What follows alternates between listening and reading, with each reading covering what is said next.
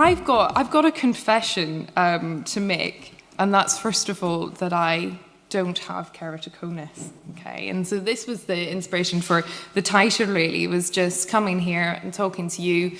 And talking with you was really about learning about your experiences and believing that as we reshape keratoconus service design, as we enter a new era, it's really about understanding what you as patients, as experts in the disease, have to tell those of us who serve you in cornea clinics.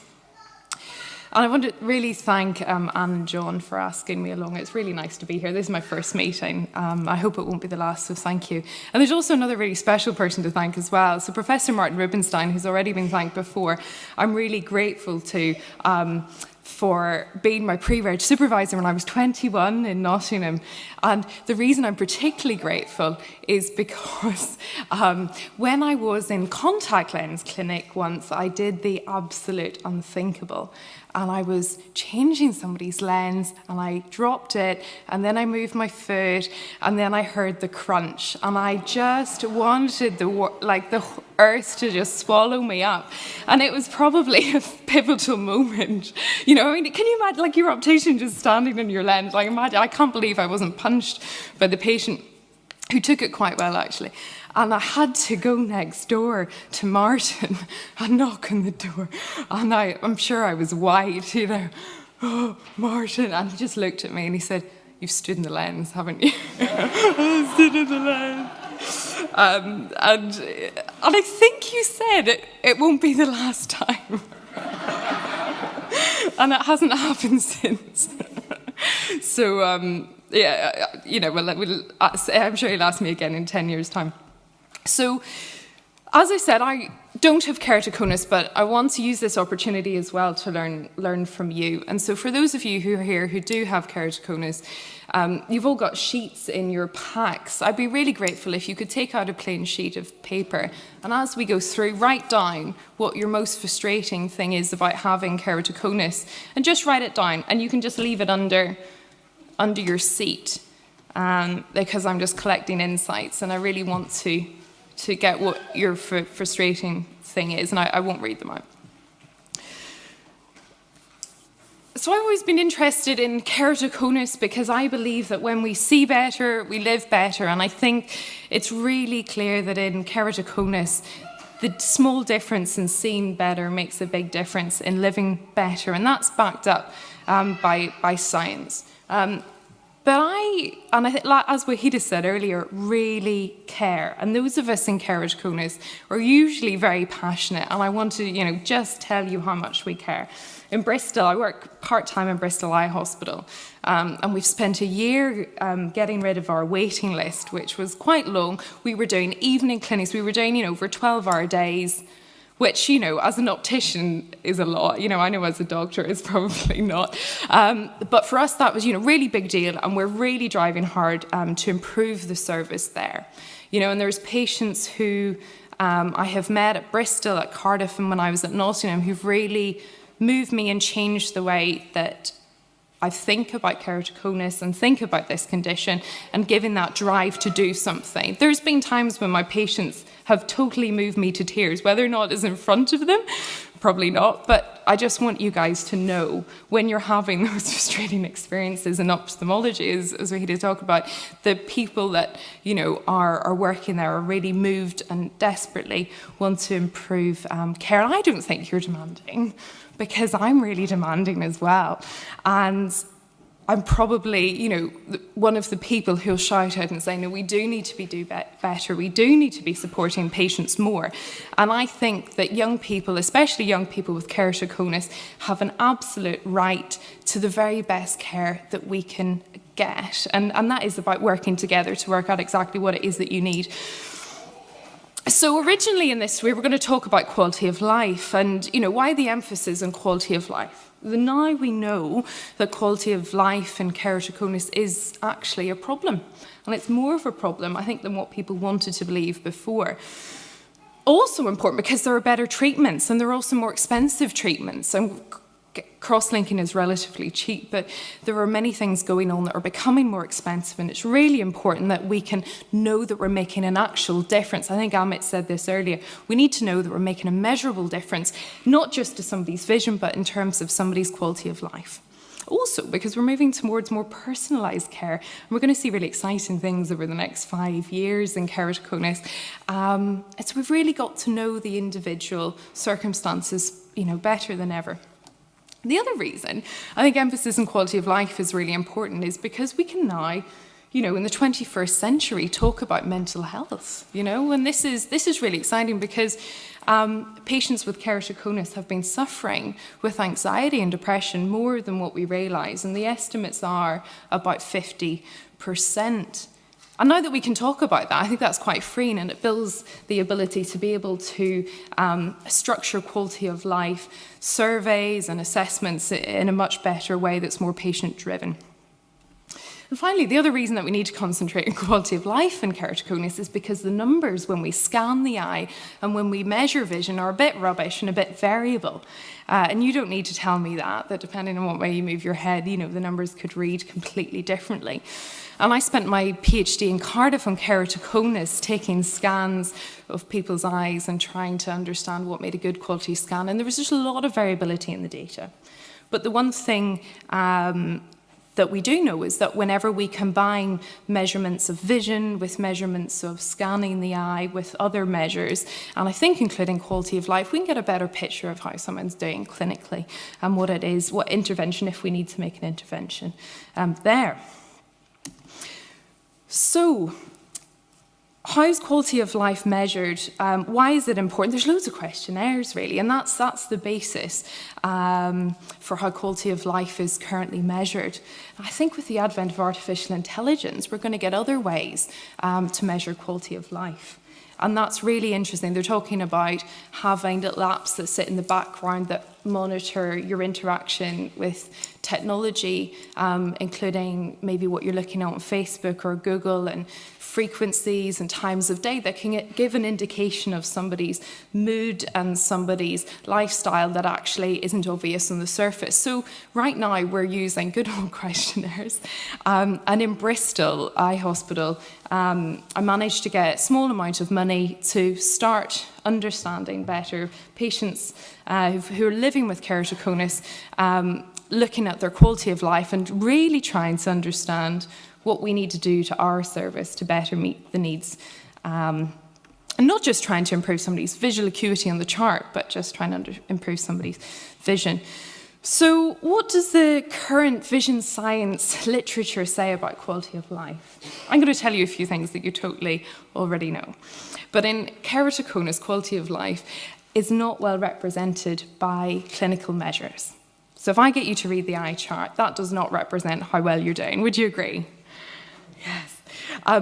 So it's not directly related to visual acuity in keratoconus, but what we do know is if you can't read the bottom half of the eye chart, then your quality of life is likely to be worse. That's a self-reported quality of life. And the other thing that I'm really passionate about in keratoconus, which isn't the case in loads of other eye diseases, and might account for a poor quality of life, is actually because ocular pain is a big issue. You've got an eye that's not very happy, ocular surface problem, and then we stick a contact lens on it, it just gets a bit unhappier, doesn't it? And that is not represented by the eye chart. It's not that discomfort and that pain, and also the variability of your vision on a day-to-day basis isn't well represented by the measures that we use clinically, and that's something that we need to work on. So I want a couple of quotes from the scientific literature. The data indicates that keratoconus patients perceive a loss of life function that's disproportionate to that reflected by the clinical measures such as visual acuity on the eye chart. This may reflect a perception of disability that extends beyond visual impairment. You know what that last bit means? It may reflect a perception of disability that extends beyond visual impairment. So 2 ways of reading into that. Either whoever wrote this paper said you're making it all up and you're being more disabled than what you need to be. That's one way to read. The other reason is to say, actually, You know, people who have keratoconus are a very special group of people, and actually the situation in their lives mean that actually they are more disabled by a condition than if that person was older, for example. And we know that because young people who've got keratoconus and older people who've got keratoconus, you know, often are still working, still need to work, still need to drive, you know, and may need to look after children. And so that's why I'm really passionate about keratoconus, because I get to work with a group of people who are very much in the prime of their lives.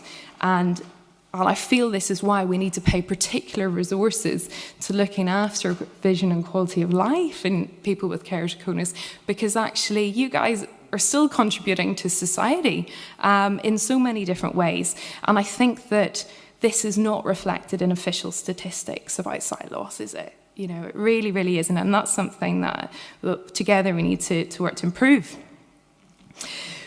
So that's what the science says, you know, and I want to focus now on what do people living with keratoconus like you say, you know? And this is what the basis of our project will be at Bristol, to understand that the whole purpose is to understand what you need better. So currently we have clinics that revolve around contact lens appointments, monitoring for keratoconus progression appointments. But what we want to do is to say, is that the right thing for you? You might say, yes, that's all I need, and that's fine. But if we need to do things more widely, if we need to be better connected to other services, such as having keratoconus low vision specific services or pediatric keratoconus services specifically that liaise with schools, then that's what we need to do. The other reason that we're doing the research at Bristol is to plan for future research. And I spent a lot of time staying up in the lab until 3 o'clock in the morning, you know, with numbers, plugging numbers into spreadsheets and getting samples, you know, trying to make samples of collagen work. But the truth is actually that research needs to be directed. You know, we heard this in the previous talk. Research needs to be directed by patients and what the true needs of patients are, and to a large extent that really needs to come from you, and that's really exciting. So our plan in Bristol is to focus. We're doing focus groups. That will lead on to a questionnaire which is specific around patients with keratoconus, and then we're going to develop a work out what strategies need to be implemented in the short term in NHS clinics, the easy things that we can do that aren't too much of a financial or time burden, the things that we can do to support you better. We know that those are there. And then also we're going to develop into a longer term clinical strategy, work with the hospitals more closely in the UK so that we can be more aligned in our approach. And then also get a research plan that is driven by and large by patient need. So what am I sniffing at here? Some of the things I was asked to say, well, what might come out of it at the end? And as a researcher, you're really not allowed to do this, speculate what might happen. But I want to get your opinion as we go through. But what I'm really sensing so far is that we need improved communication of information. You know, so to learn from you how it is that you want your information, what kind of information you want, at what part, you know, depending on what stage you are at the condition. And also because, you know, we've got a new generation of people living with keratoconus now who won't necessarily need grafts and other more serious interventions, and that's really exciting. So I'm sorry to those of you, you know, who are more you know, further along in the condition or perhaps older and haven't had the benefit of the things that we're able to provide now early on in the condition.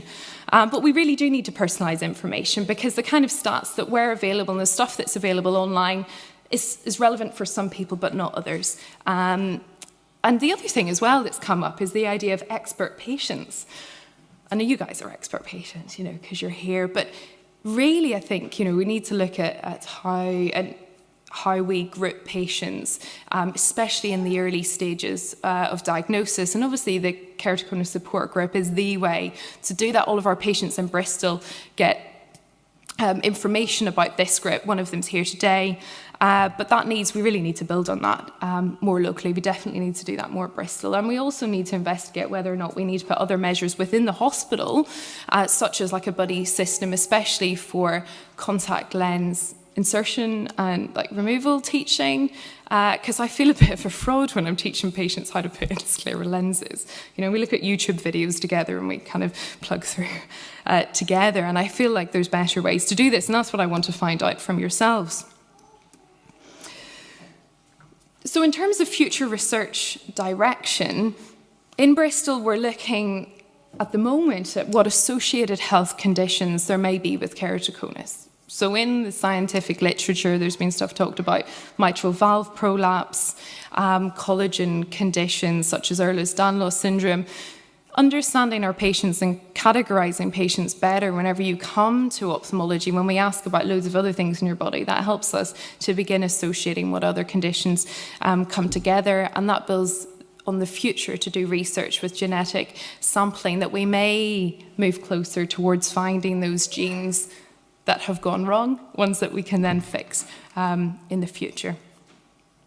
I don't think that all keratoconus patients are made the same, and there may be more than one type of keratoconus, and this is something that we're very much thinking about at Bristol. So our patients who do have connective tissue problems, whereby they might have hyperextending limbs or muscles, is that the same as people who suffer really badly with allergies? You know, is that the same kind of keratoconus? Do we end up at the same point? This is what we're looking at the moment on quite an informal basis. So over to you. I've talked enough. I think we've got a couple of roaming mics as well, and there's a few things I want to ask you about.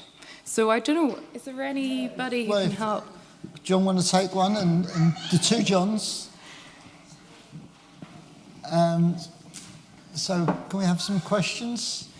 Well, I've got some questions for you first. You've got some questions? Is that all right? Yeah, I've got questions for you first. Right. This is the first one. Does anybody know who that is? Keratoconus, because nobody here has got keratoconus. We've all got keratoconus. And I want to ask you about what you think about the term keratoconus, you know, because whenever... It's terrible, isn't it? Oh, it's really embarrassing when I have to, like, pronounce it really slowly to people who've received a new diagnosis and then spell it out.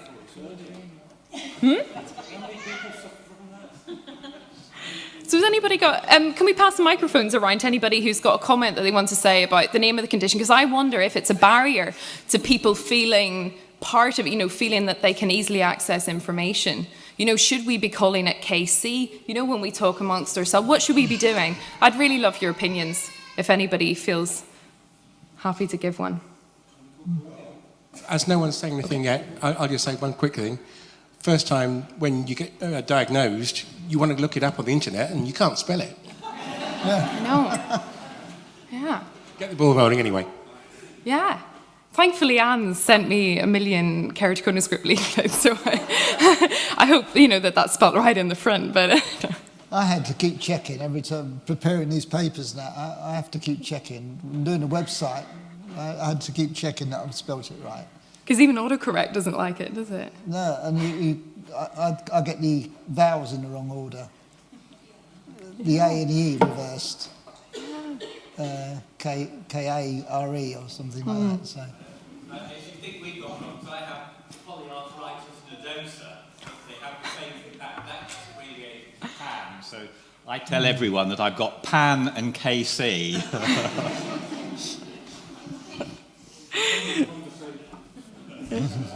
Yeah. We just say it's KC because we've both got it, KC, and my twin sister has. So we just say KC makes it much easier than keratoconus, and yeah. And if as health professionals and researchers we need to be accessible in that, you know, especially for people who are new, then that's what, you know, we just want to hear from you guys. You know, this is what we're going to be doing at Bristol, but perhaps we can do it at a larger extent with Keratoconus group, with yourselves too. This is the first question that we had. Anybody else want to throw the hat in? Yeah, I just wanted to say Casey actually makes it sound good, like cool and trendy. So.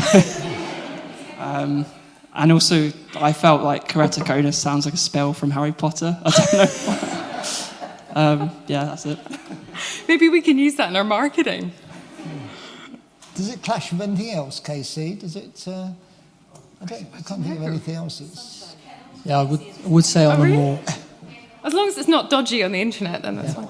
on a more serious note, when you're trying to explain what you've got and you say the long keratoconus, it does switch people off from, say, they go, oh, it sounds long and complicated, and they stop actually.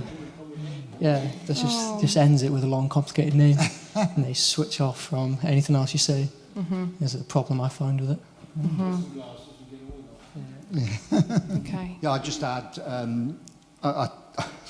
the number of people who you have to explain it to so many times, the name doesn't help at all, and nobody's heard of it outside of this very small group.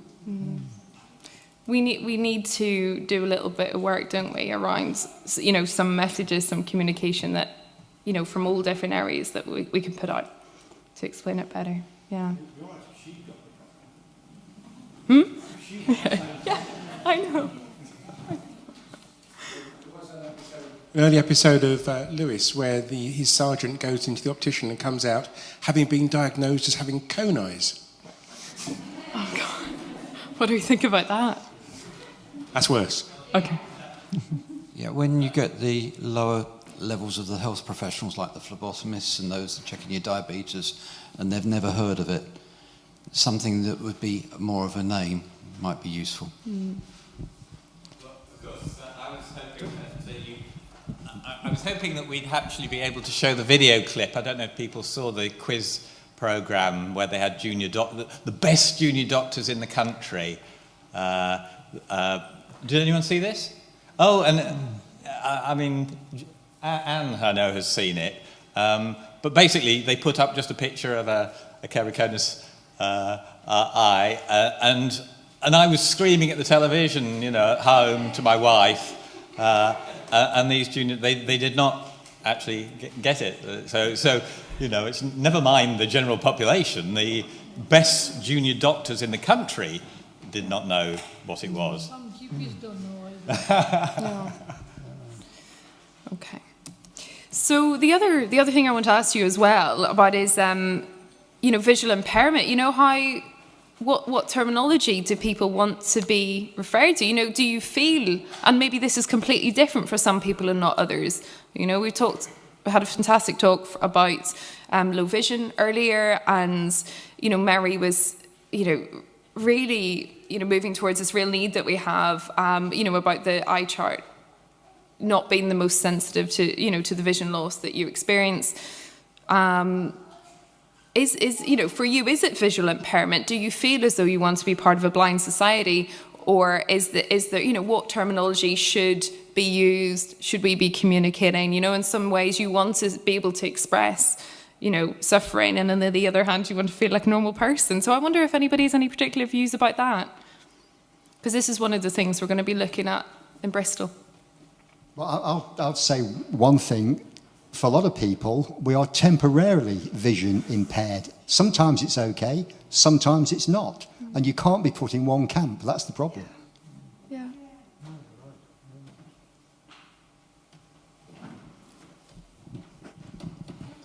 Hello. For me, vision impaired or vision disabled is fine. I hate the term visually impaired. It sounds ugly.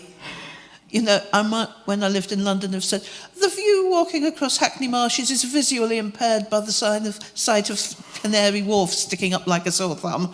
That's what visually impaired means to me. I agree entirely about we're part-time blind, and I think not only terminology, but the law needs to take account of that. Going back to the past one, I never had any problem with keratoconus, the name, because when I was first introduced to it, I was maybe lucky enough to meet somebody who actually could explain what it actually meant and its etymological derivation and where the words came from. And interestingly enough, I now find words of the same etymology, kerato, whatever it is, used to do with horses' hooves. So you get things like keratex is something you paint on horses' hooves to strengthen them. Maybe that's a good alternative to cross-linking. Yeah. I think it's quite interesting going into a shop, you know, you'll go into Sainsbury's or wherever, and they move the shelves, and you have no idea where that stuff is. And you'll say, excuse me, where are the chocolate biscuits? And they'll say, oh, aisle 12, down there. You have no clue. You can't see that it's aisle 12. And then they say, go down aisle 12, you'll find them. And then if you say to them, but I've got low vision, they then take your arm and they take you down and show exactly where the McVitie's chocolate biscuits are. And it's really interesting how their attitude changes as soon as you use those two words, low vision. The same at the station. Could you tell me where the train is? Oh, it's up on the board. I said, I can't read the boards. And then they'll help you. Who knows those words? Low vision. What 2 words is the best to use? I personally find that I have always wanted to be as normal as the others, as anyone else, kind of just getting on with daily things, like just everyday jobs. But when I struggle and I have to take my eyes out for whatever reason, I've had them in too long or whatever, and around the house I have everything in a specific place because I know where it is. If anything gets moved, I almost sort of feel sort of a little panicked because I don't know where it is. So I completely agree about going to a shop and they've moved something. You know where something specifically is, and when it's been moved, and you kind of either rely on sort of more figures and shapes or something like that, colours, it's a lot harder to find. And yes, that's when I kind of feel more visually impaired. So, yeah. Completely dependent on the circumstance, isn't it? And I think we do need to do some, we probably need to, we'll see what the research says, we probably need to do some work around this and how we communicate. And I think somebody touched on a really good point about the, legally, about being visually impaired. Mary talked about this earlier. We can't register everybody. And actually, do you know what? That's a huge and massive problem because we can't register everybody who is visually suffering, part-time, full-time. Then those statistics aren't made official. And I emailed, whenever a registration of visual impairment is made, I emailed the guys in London to say how many corneal registrations or keratoconus, because keratoconus isn't necessarily labelled as a specific visual impairment. That's problem number one. The second one is obviously people aren't being registered, and the numbers were really tiny over like the last few years. I can't remember what they were. So isn't the problem, if you're registered, you can't unregister? You can. You can be unregistered. Well, that's what we were told previously, that you couldn't. You can unregister, and that's a big problem because if a patient is waiting, for a grant, I think some doctors feel like they can't register a patient, and we've definitely culturally got to get confident with registering people for, short term. I mean, it's one of my bugbears that consultants often won't register somebody with keratoconus temporarily, and that's what we need to be able to access things. We're waiting for a corneal graft, or we've had a hydrops or whatever, and you need to be able to access help quickly, and you can't because nobody will register you because, we're going to be able to solve the problem in 12 months' time. Well, yeah, fine, but what do I do in the meantime? And the other thing I just wanted to come back to is this idea of part-time, partially sighted, which is a phrase that we've often used. And I don't know why people find it such a hard thing to get their heads around, because we're by no means the only condition that has that. I'm sure Fuchs dystrophy is exactly the same. You can't see in the mornings, we can't see at night. There are people with multiple sclerosis. There are all sorts of conditions with fluctuating levels of sight. And why can't the authorities get their heads around the fact that at times when we can't see, we need help? A point that Katie made, she just talked about, I take my eyes out. And that's what I say. And I think probably a lot of us, our contact lenses are our eyes. And, that speaks volumes. And I want to bring that point back to the clinic because patients will often come and say to me, how am I doing? How's my vision? And I think what we need to get more towards is, I'm bringing this back to expert patients. You are the expert on your vision. You need to be able to say, this is what my vision is like in the morning, but I'm suffering in the evening, or no, everything's fine, it hasn't changed.